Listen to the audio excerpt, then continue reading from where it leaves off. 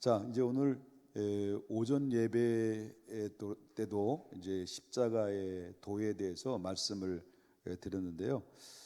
오늘 예수님에 대한 말씀을 또 이제 전하려고 하는데, 세상에 가장 무서운 게 뭘까요? 가장 무서운 것이 있죠. 그게 뭘까요? 호랭인가요? 아니면 귀신인가요? 뭐 무서운 것들이 너무 많이 있죠. 그런데 가장 무서운 것 중에 가장 무서운 거는 나 자신입니다. 내가 무서운 거예요. 그 무서운 건데 그게 바로 뭐냐면 죄입니다. 죄가 가장 무서운 것이다라는 거죠. 그런데 이 세상에서 가장 어리석은 것이 바로 뭐냐면 죄를 짓고 살아가는 사람이 어리석은 것이다. 그러나 세상에서 가장 복된 사람은 어떤 사람이냐면 죄를 안 짓는 사람입니다.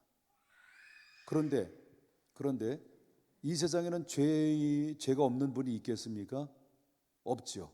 이 세상에 살아가는 지구촌에 살고 있는 사람들 중에서 죄 없이 살아가는 사람이 없고, 역사 속에 죄 없이 살다가 죽은 사람은 없습니다.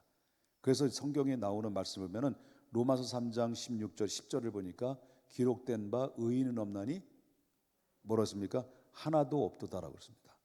이 세상에는 의인이 없나니 하나도 없는 거예요. 그런데 이 세상의 역사 속에서 죄가 없는 분이 딱 한 분이 계셨어요. 그분은 누구냐고 말한다면 여러분 너무나 잘 아시듯이 예수 그리스도라고 하는 것입니다. 그런데 문제는 바로 뭐냐면 이 죄를 안 지으셨는데 죄를 안 지으셨는데 예수님이 죄인으로 죽으셨다라는 것이 성경에서 오늘 이 얘기가 밝혀주고 있다라고 하는 것입니다. 그렇다면 이 죄 없는 예수님을 누가 죽였냐는 거죠. 누가 죽였냐? 결국은 민족의 대표라고 하는 이스라엘 속에 속해 있는 무리들이죠. 수많은 무리들이 예수님을 제목을 입혀서 바로 예수님을 죽였다라고 하는, 그때 당시를 말한다면 그렇다는 거죠. 그러면 제목을 만든 사람들을 보면 어떤 제목을 만들었냐 보면 오늘 성경의 1절과 2절을 보겠습니다. 23장 1절과 2절을 보면 무리가 다 일어나 예수를 빌라도에게 어떻게 했다는 거예요? 끌고 가서 고발했다는 거예요. 고발인데 그 고발한 내용이 뭡니까? 이르되 우리가 이 사람을 보매 우리 백성을 첫 번째 미혹하게 하고, 그 다음에 가이사에게 세금을 바치는 것을 금하며 자칭 왕 그리스도라 하더이다 라고 하면서 그 명목을 세워가지고 이제 고발했다는 거예요. 그러니까 예수님이 그때 당시에 그들이 예수님이 죄가 없다는 것을 알고 있었어요. 그런데 자기들이 자기들이 목적대로 그 예수님이 이루어주지 않으니까 민심이 어떻게 했다는 거예요? 오전에도 말씀드렸지만 돌아서 버렸다는 거죠. 얼마 전까지만 해도 다윗의 이름으로 오시니요 라고 하면서 굉장히 기뻐하고 예수님을 환영했는데, 예수님이 그들의 목적대로 로마 군대를 물리치고 그리고 이스라엘 유대인의 왕으로 될 줄 알았는데 그렇게 안 됐단 말이에요. 예수님이 그렇게 응하지 않았다는 거예요. 그러니까 그들이 배신감을 느낀 겁니다. 그 민심이 돌이킨 거죠. 그래서 결국 예수님을 십자가에 못 박으라고 고발을 하게 되는데 제목을 뒤집어 쓴 거죠. 그럼 우리 예수님은 실질적으로 죄가 있는 분이냐? 그들이 아무리 제목을 찾아보려고 해도 죄를 찾을 수가 없었던 거죠. 그런데 사람이 이렇게 바로 제목을 의도적으로 제목을 뒤집어 쓰면 가능한가 안 가능한가요? 의인도 죄인으로 만드는 시대가 오늘 이 시대이잖아요. 그래서 예수님을 죽이기 위해서 그들은 바로 민심이 바뀌어진 그들은 제목을 세 가지 제목을 입혀서 빌라도에게 던져줬죠. 그것이 아까도 좀 전에 말한 것처럼 백성을 미혹했다는 거예요. 이 사람이 예수가. 그다음에 두 번째는 세금을 바치지 말라 가이사에게라고. 이게 이 세금에 대해서 더 이상 얘기 안 해도 됩니다. 안 해도 됩니다 아니라 안 하려고 합니다. 왜냐하면 시간이 많이 가기 때문에. 그다음에 세 번째는 자칭 이분이 왕 그리스도라고 하는 겁니다. 하나님과 동일한 분이다라고 그 입에서 이야기했다는 제목으로 예수님을 제목을 뒤집어서 고발을 했다는 거죠. 이와 같이 이렇게 크나큰 이 죄를 덮여 세우는데 예수님은 이렇게 죄를 뒤집어 쓰면서 있고 모멸감을 당하는 그런 가운데 있으면서도 예수님께서는 그런 가운데 어떤 태도를 취하셨느냐라는 겁니다. 그 태도를 취하신 태도는 바로 뭐냐면 아무런 이야기하지 않고 침묵을 지켰다는 거죠. 그리고 겉에어 변명하거나 어떤 그런 죄에 대해서 논쟁을 하지 않았다는 거죠. 그냥 그 자리에서 침묵만 지켰다라고 하는 것입니다. 자, 우리가 본받아야 될 것이 바로 뭐냐면 로마서 12장 19절 보겠습니다. 뭐라고 말하냐면 내 사랑하는 자들아 너희가 친히 원수를 갚지 말고 하나님의 진노하심에 뭐라는 거예요? 맡기라. 기록되었으되 원수 갚는 것이 내게 있으니 내가 갚으리라고 주께서 말씀하셨느니라. 자, 무슨 말이에요? 우리는 억울한 말 당할 때 있어요, 없어요? 살아가다 보면 억울한 누명을 뒤집었을 때도 있고 억울한 일들을 당할 때도 있어요. 나는 분명히 정의로웠고 나는 죄도 없고 나름대로 나는 선하고 착하게 살았는데 그런데 엉뚱한 사람들이 나의 모든 죄목을 뒤집어서서 나를 곤경에 빠뜨려서 어렵게 만들어지는 상황에서 억울하고 분통 터진 일이 있어요. 물론 내가 잘못했는데도 불구하고 내가 스스로 잘못이 없는데 뒤집어 썼다라고 스스로 착각할 수도 있어요. 그런 경우는 당연히 뭐 마땅히 맞아도 싸지.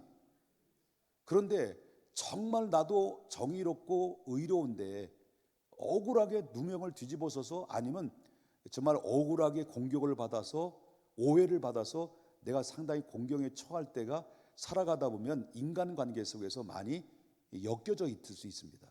그 주인공의 그 안에서 여러분이 될 수도 있고 그런 경험을 가지고 있는 한두 번은 더 다 가지고 계신 분들이 볼 수 있습니다. 이렇게 억울한 일을 당하면 어떻습니까? 우리는 반응이 큰 고래가 나오잖아요. 고래 고래 하잖아요. 어떻게 네가 고래 하면서 큰 고래가 나와가지고 바로 너 두고 보자. 막 그게 원수같이 여겨서 내 억울한 것 때문에 분통 터져가지고 바로 사람들의 심리 속에 뭐가 깔려져 있습니까? 보복의 심리가 깔려져 있죠.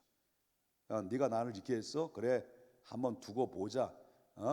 내가 언젠가는 너에게 보복하고 말 거야. 언젠간 내가 너를 복수하고 말 거야. 그래서 드라마에는 복수하고 말 거야 했잖아요. 그리고 이런 일들이 왜 그렇습니까? 이렇게 이런 가운데 우리는 얼마든지 찾아올 수 있다라는 겁니다. 예수님은 어떻다는 거예요? 그러지 않으셨다는 거예요. 침묵을 지켰다는 거예요. 그것을 그리고 나서 그 결과는 누구에게 맡기셨어요? 하나님께 맡기신 겁니다. 우리가 본받아야 될 것은 오늘 말하잖아. 좀 전에 읽었던 말씀처럼 내 사랑하는 자들아 너희가 친히 원수를 갚지 마라. 아무리 억울해도 엄수를 갖지 마라. 하나님의 진노에 맡겨라. 내가 하는 것이 아니라 하나님이 하시도록 하라. 그러면 우리가 침묵을 지키고 하나님께 기도하고 억울하면 억울한 대로 하나님 앞에 나 억울해요. 나 마음이 아파요. 너 마음이 찢어질 만큼 너무 고통스러워요라고 하나님 앞에 기도하며 맡기면 누가 대신 나를 대신해서 이 억울한 일들을 정리해 주실까요? 하나님이 하시는 겁니다. 그렇기 때문에 예수님은 이러한 누명을 뒤집어 쓰는 그런 가운데서도 침묵을 지키셨습니다. 그 침묵을 지키시면서 그 모든 것을 하나님께 맡겼다고 한다면 우리들도 본받아야 될 게 바로 뭐냐면 이런 일들을 많이 당하잖아요. 당할 때 두고 보자가 아니라 주님 맡깁니다. 그리고 주님이 하실 수 있도록 그냥 하나님 앞에 때를 기다리고 그리고 하나님 앞에 묻고 하나님 앞에 울고 불고 그리고 난리를 부르스를 치면 하나님이 대신해서 일하신다라는 겁니다. 믿습니까? 자, 그러면 이 죄 없는 예수님에 대해서 이 빌라도는 어떻게 평가하느냐? 그때 당시 고발했잖아요. 데려왔잖아요. 그래 빌라도가 신문을 했잖아요. 신문을 했는데 신문한 결과로 보니까 빌라도는 어떤 사람입니까? 로마로부터 파송된 로마의 총독이잖아요. 이스라엘 다스린 총독인데 근데 이분이 바로 뭐냐면 신문을 하고 난 결과에 41절 보겠습니다. 23장 41절 어떤 결과 납니까? 우리가 우리의 행한 일에 상당한 보응을 받는 것이니 이에 당연한 것이니와 아니지 이건 아니네. 몇 절을 보여야 되냐? 오늘 이 본문에 나오는 이 4절 41절인데 지금 정신이 없습니다. 지금 시차 적응이 안 돼가지고. 자, 23장 4절 보겠습니다. 빌라도가 대제사장의 무리를 이르되 내가 이 사람을 보니 뭐예요? 죄가 있다는 거 없다는 거예요. 자, 신문을 해보니까 예수님이 이 사람을 보니까 죄가 있다는 것을 발견하지 못했다는 거예요. 이 사람이 누굽니까? 누가 발견하지 못했다는 거예요? 이스라엘의 총독으로 파송된 빌라도가 예수님을 다 신문해봐서 고발했잖아요. 다 신문해봐도 아무리 신문해봐도 죄를 발견하지 못했다라고 분명히 얘기합니다. 자, 여기서 빌라도만 죄가 없다는 것을 얘기한 게 아니죠. 여러분 알다시피 예수님께서 십자가 성틀에 돌아가셨을 때 양편에 누가 같이 저 십자가 성틀에 달렸어요? 강도들, 흉악한 강도들도 함께 십자가에 달려서 달려있는 상태 속에서 고통적인 신음하는 가운데 있을 때 한 놈은 예수님 앞에 네가 하나님의 아들이냐? 그러면 너와 우리를 구원하라, 하나님 아들이면, 이렇게 조롱했단 말이에요. 그런데 한편의 강도는 오늘 41절 보겠습니다. 41절 바로 뭐냐면 우리가 행한 일에 상당한 보응을 받는 것이니 이에 당연하거니와, 한편의 강도가 얘기하는 겁니다. 그래 뭐라고 말합니까? 이 사람이 행한 것은 옳지 않는 것이 없느니라고. 한편의 강도는 비난했고 한편의 강도는 뭐라는 거예요? 이분은 죄가 없는 분이다. 우리는 당연히 죄값을 치르는 것이지만은 이분이 행하는 것은 옳지 않는 것이 하나도 없다라고 이렇게 이야기하면서 이 한편의 강도가 뭐라고 고백합니까? 당신의 주여, 당신의 나라에 임할 때 나를 기억해달라고 기도를 하죠. 그럴 때 예수님이 오늘 너와 내가 함께 어디 갈 것이냐? 낙원에 있을 것이다라고 예수님이 선포를 했던 거죠. 그러니까 예수님의 한편 양편의 강편의 강도와 있는데도 불구하고 바로 이분이 죄가 없다는 것을 그 십자가에서 같이 고통을 당하는 가운데서도 한편의 강도의 입을 통해서 고백됐던 그런 모습을 보게 돼요. 여기서 끝나는 것이 아니죠. 예수님을 찔렀어요. 예수님을 채찍을 가했던 그 일들을 책임을 감당했던 로마의 백부장이 있었죠. 예수님 신문당할 때부터 예수님의 채찍을 가하고 그리고 예수님 가신 면류관을 세우고 그리고 예수님이 십자가에 처형시키는데 주도적인 역할을 감당했던 백부장이 있었단 말이에요. 이 백부장이 바로 십자가에서 못 박혀 죽으실 때 3시간 동안 어둠이 깃들었어요. 바위가 터져요. 지진이 일어나요. 그리고 무덤에서 죽었던 자들이 일어나요. 이런 기이한 현상들을 보면서 이 백부장은요 깜짝 놀란 거예요. 깜짝 놀라면서 이 백부장이 이 현상들을 이루어지는 상황 속에서 바라보면서 47절 보겠습니다. 뭐라고 백부장이 고백합니까? 백부장이 그 된 일을 보고 오히려 하나님께 영광을 돌려 가로되 이 사람은 정녕 뭐라 그래요? 의인이었도다. 이 사람이 누구예요? 예수 그리스도라고 하는 거죠. 아멘입니까? 자, 마태복음 27장 4절엔요 가룟 유다는 어떻게 합니까? 예수님을 팔았잖아요. 얼마에? 은 30에 팔아 넘겼던 사람이 가룟 유다란 말이에요. 예수님을 제자 중에서. 그런데 이 제자가 가룟 유다 예수님을 팔아 넘기고 나서 그리고 나서 이 가룟 유다가 뭐라고 고백을 합니까? 이제 마태복음 27장 4절에 뭐라고 고백해요? 가로되 내가 무죄한 피를 팔고 죄를 범하였다. 무죄한 피. 예수님이 죄가 있다는 거예요, 없다는 거예요? 없다는 것을 얘기합니다. 아멘입니까? 또 히브리서 기자는 또 뭐라고 말하냐면 4장 14절부터 15절입니다. 우리가 믿는 도리를 굳게 잡을지어다. 우리에게 있는 대제사장은 예수님이죠. 우리 연약함을 채울하지 아니하시는 자가 아니요 모든 일에 우리와 한결같이 시험을 받은 자로되 뭐는 없느니라는 거예요. 죄는 없으신다. 얘는 죄가 없는 분이죠. 그리고 고린도후서 5장 21절 보겠습니다. 하나님이 죄를 알지도 못하신 자로 우리를 대신하여 죄를 삼으신 것은 우리로 하여금 저희 안에서 하나님의 의가 되게 하려 하심이라. 그분 때문에 우리가 의인이 된 거예요. 이해 아멘 되는 것이죠? 믿으시죠? 그러면 그때 당시 무리들의 외침을 한번 봅시다. 예수님을 십자가에 못 박아 죽으셨어 했단 말이에요. 그 전에는 어떤 사람이었습니까? 이 무리들은 어떤 무리들이었습니까? 예? 예수님 낙이 타고 올라갈 때 그들은 뭐라고 했어요? 뭐라고라? 호산나 다윗의 이름으로 오시니요라고 대대 열렬히 환영했던 사람들인데, 예수님이 그들의 목적대로 이루지 않으니까 뭐예요? 예수님을 십자가에 못 박으라고 강렬하게 호소를 하고 외쳤고 소리쳤고 군중들을 일으켜 가지고 이렇게 예수님을 바로 빌라도에 넘겼던 사람들이잖아요. 자, 5절부터 이제 6절, 7절 보겠습니다. 무리가 더욱 강하게 말하되, 이 빌라도는 내주고 싶었어요. 그런데 무리는 뭐예요? 더 강렬했어요. 온 유대에서 가르치고 갈릴리에서 시작하여 여기까지 와서 백성을 소동하게 하나이다. 빌라도가 듣고 그가 갈릴리 사람이냐 물어 헤롯의 관할 속에 속한 줄을 알고 헤롯에게 보내니 그때의 헤롯이 예루살렘에 있더라. 그러니 아무리 우리가 봐도 뭐 없다는 거예요. 그래서 누구한테 보낸 거예요? 예수님을 헤롯에게 보낸 거예요. 그 역사의 흐름을 때로는 바로 뭐냐면 이들의 외침의 소리들이 움직일 때가 있어요. 이게 바로 다수입니다. 다수, 무리, 다수, 군중, 선동하는 사람도 있단 말이에요. 이런 선동하는 사람들로 인해서 예수님을 십자가 못 박혔을 때 이 군중들이 우르르 해가지고 함께 뭡니까? 같이 소리를 냈던 사람들이 이 무리들이라고 하는 것입니다. 이들이 바로 뭐냐면 여기에서는 살리라고 하는 아우성보다는 이들의 무리는 무슨 소리가 아우성 소리였습니까? 예수님을 향해서 죽이라는 아우성이 많았죠.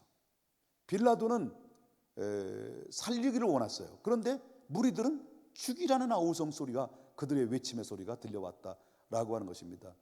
역사 속에 이렇게 오늘날에도 살리라는 소리보다는 죽여라는 소리가 많아요. 많지요. 죽이라는 소리가 더 많다라는 거예요. 그러나 예수님이 십자가에서 외침했던 외침의 소리는 어떤 소리일까요? 자, 34절에 보면은 이에 예수께서 가라사대 뭐라고 말해요? 아버지요, 저들을 사하여 주옵시고 자기의 하는 것을 알지 못하나이다. 이 음성이 얼마나 귀한 음성입니까? 예수님의 외침은 자기를 살려달라고 하는 외침도 아니고 저들을 죽게 해달라는 외침이 아니라 자기를 죽이는 저들을 오히려 모아달라는 거예요. 살려달라고 하는 주님의 십자가상에서의 외침이라는 거예요. 주님의 피 흘리면서 그가 기도하신 내용이 그 기도예요. 자, 이 외침은 그 예수님의 그 외침 때문에 나도 여러분들도 이와 같은 구원을 얻어서 바로 참된 삶을 살게 됐던 그 이유와 그분의 외침이었다는 것을 기억해야 될 줄 믿습니다. 우리도 이 예수님처럼 이렇게 이런 어려운 공경에 처해 있을 때마다 우리는 누구의 마음을 생각해야 되냐면, 나도 예수님을 찌른 자인데, 내가 예수님을 찔렀던 죄인인데, 죄인 나조차도 용서해 줬던 것처럼 나도 용서하며 이해할 수 있는 마음, 주님의 마음을 내게 달라고 이 고난주간을 통해서 여러분이 함께 기도하면서 이 마음을 소유해야 될 줄 믿는 것입니다. 이 소유하는 마음이 여러분 삶 속에서 차고 넘쳐주시기를 주님의 이름으로 축원합니다. 짧았죠?